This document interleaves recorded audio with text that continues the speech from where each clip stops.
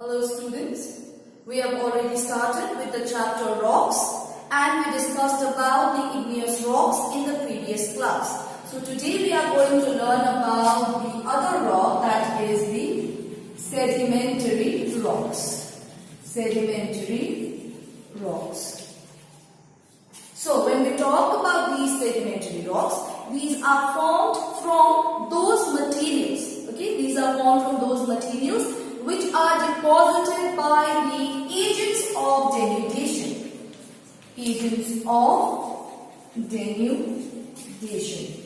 So when we talk about these agents of denudation, those includes your river, wind, glacier,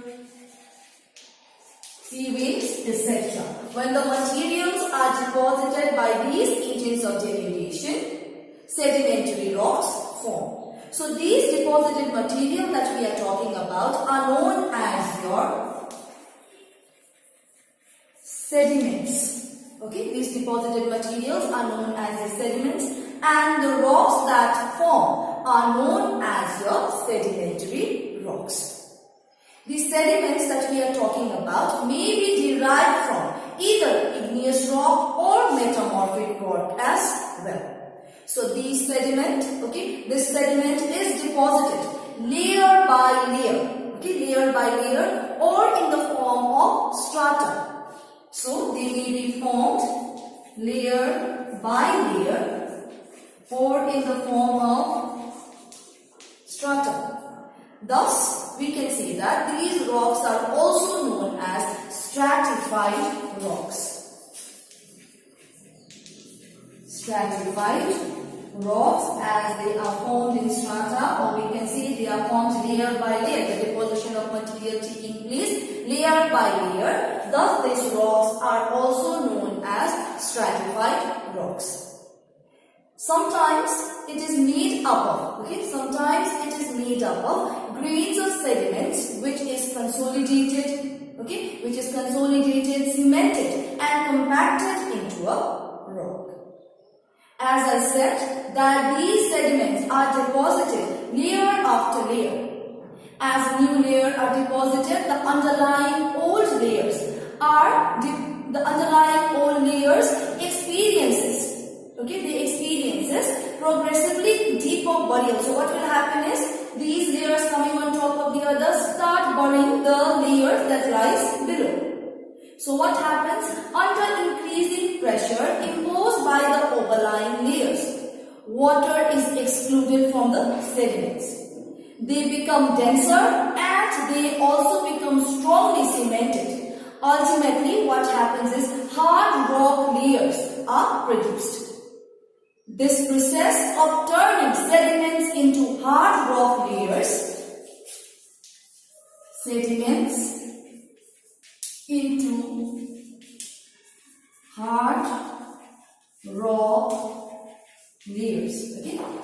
the sediments into hard rock layers by pressure is known as your lithification.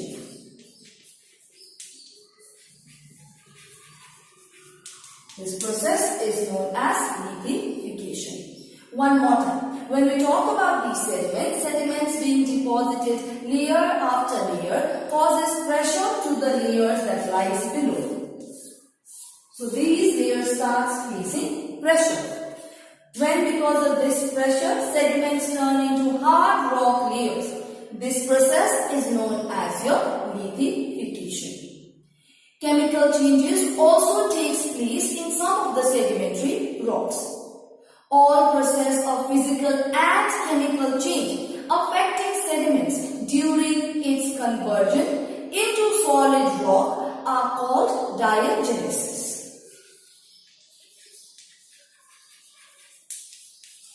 So this process is known as your diagenesis. One more time. What I said here was sediments turning into hard rock layers because of pressure is known as a lithification. When this process takes place, sometimes what happens is that, or mostly we can say, chemical changes also starts to take place in these rocks. So because of this, what happens is all process of this that affects sediments during the conversion of these sediments into rocks is known as your diagenesis. Moving on, let us now talk about the classification of the sedimentary rocks.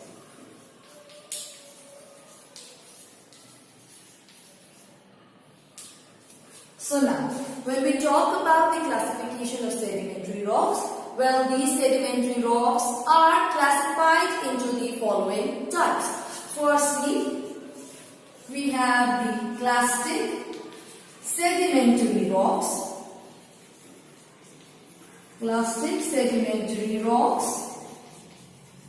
And number 2 that we have is your non-clastic sedimentary rocks. Clastic sedimentary rocks and non-clastic sedimentary rocks. So firstly, let us talk about the first type, that is the clastic sedimentary rocks. So the term clastic is derived from the Greek word klastos.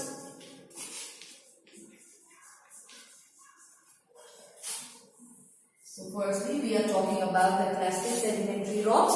So one more time, the term clastic is derived from the Greek word klastos, meaning broken. So the term klastos means broken. So it describes the clastic sediments consisting of particles removed individually from the parent rock. So one more time, when we talk about these clastic sedimentary rocks, these are formed from the sediments which are removed, the particles, okay? One more time, when we talk about these clastic sedimentary rocks, it describes the clastic sediments consisting of the particles which are removed from the parent rock. So what happens? The naming of the plastic rock also depends upon the size of the component mineral grain. So depending upon the size of the particles that is broken, the grain that is there, according to that, different names for plastic rocks are given. These different particles, okay, coming, or we can say these different particles being removed from one individual rock. So as the term says broken, removing from the parent rock turns into your clastic sedimentary rocks. Now the next that we have is the non-clastic sedimentary rocks. So when we talk about the non-clastic sedimentary rocks, these are made up of sediments of two basic types when we talk about the non-clastic sedimentary rocks. So basically, this non-plastic sedimentary rocks, okay, are made up of sediments of two basic types. Now, which are these types? Firstly, we have chemical.